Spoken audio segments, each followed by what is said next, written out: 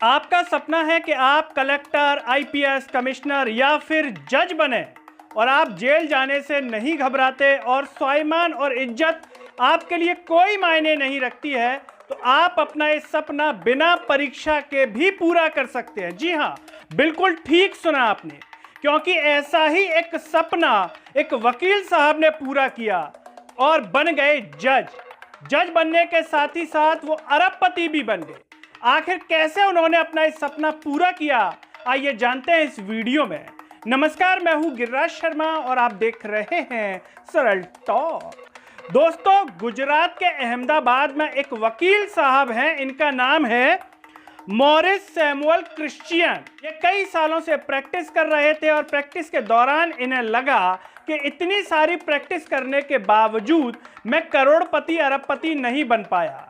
वही ढर्रा चल रहा है कि लोग आते हैं, थोड़ी सी फीस ले ली, उनका केस चलाते रहे। एक दिन इन्हें लगा कि क्यों ना मैं जज बनूं, लेकिन जज बनने के लिए परीक्षा देनी पड़ती है, मेहनत करनी पड़ती है। तो ये मेहनत से नहीं घबराते थे, लेकिन इन्हें लगा कि परीक्षा पास होगी या फिर नहीं होगी। तो इन्होंने एक शॉर्टकट तरीका निकाल लिया कि जज भी बनूंगा और साथ ही साथ अरबपति भी बनूंगा। तो यह वकील साहब बिना डरे, बिना किसी हिचकिचाहट के फर्जी जज बन गए। गुजरात में एक नकली जज नकली अदालत लगाकर लोगों को चूना लगा रहा था। अहमदाबाद में एक ऐसा मामला सामने आया जहां एक शख्स फर्जी जज बनकर 5 साल तक फर्जी अदालत चला रहा था और कई ऑर्डर भी दे चुका था। जी हाँ, फर्जी जज, और किसी को कानो कान खबर तक नहीं हुई, कई सालों तक पता भी नहीं चला। इन वकील साहब के पास जो भी केस आते थे, तो इनमें जो ऐसे केस को आइडेंटिफाई करते थे जो जमीन के मामले से जुड़े होते थे। सिविल कोर्ट में जो पेंडिंग केसेस होते थे उनको ये देखते थे और उन्हें अपने पास बुलाते थे।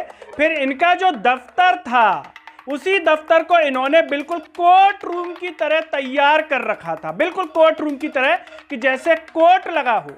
अब जो लोग अपने केसों के लिए इनके पास आते थे, तो ये कहते थे कि मुझे मध्यस्थता के तौर पर अपॉइंट किया गया है और जज की तरह फैसला सुना देते थे। आपको जानकर के हैरानी होगी कि अब तक ये अपने जो भी इनके क्लाइंट थे, उनको 11 क्लाइंटों के पक्ष में फैसला सुना चुके थे।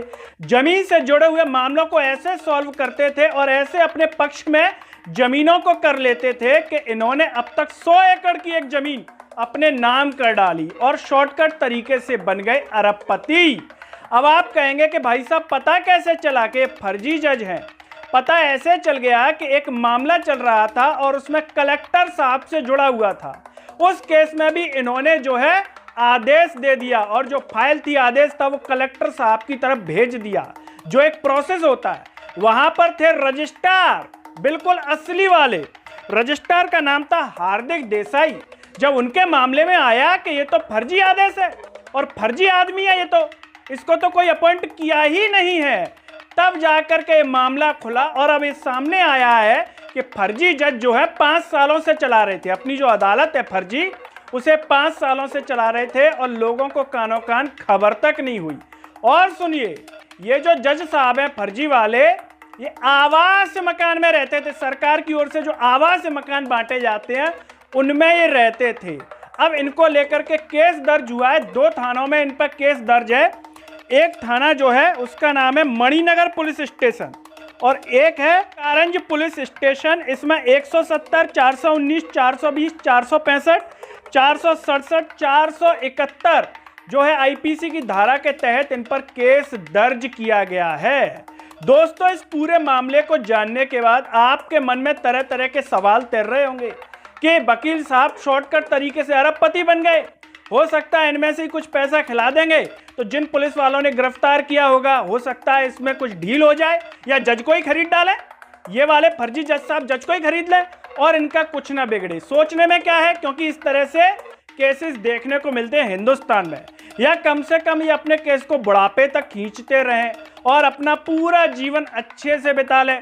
इस तरह से भी हो सकता है, या हो सकता है कि इन्हें जल्द से जल्द सजा भी हो जाए और जो हमेशा के लिए जेल की सलाखों के पीछे पहुंच जाए। वैसे आपको वकील साहब का आइडिया कैसा लगा? शॉर्टकट तरीके से जज भी बन गए, अरबपति भी बन गए। और इस आइडिया को जानने के बाद आपके मन में क्या आइडिया आ रहा है, वो भी कमेंट बॉक्स में जरूर बताइएगा। इस वीडियो को हर जगह शेयर कीजिएगा, चैनल को सब्सक्राइब कीजिएगा, साथ ही साथ सरल टॉक के Facebook, Twitter, Telegram, Instagram page को आप जरूर फॉलो कीजिए। अंत में सभी से एक अपील है कि सरल टॉक को ज्वाइन व थैंक्स बटन से भी सपोर्ट कीजिए, जिससे हम और बेहतर कार्य कर सकें। नमस्कार।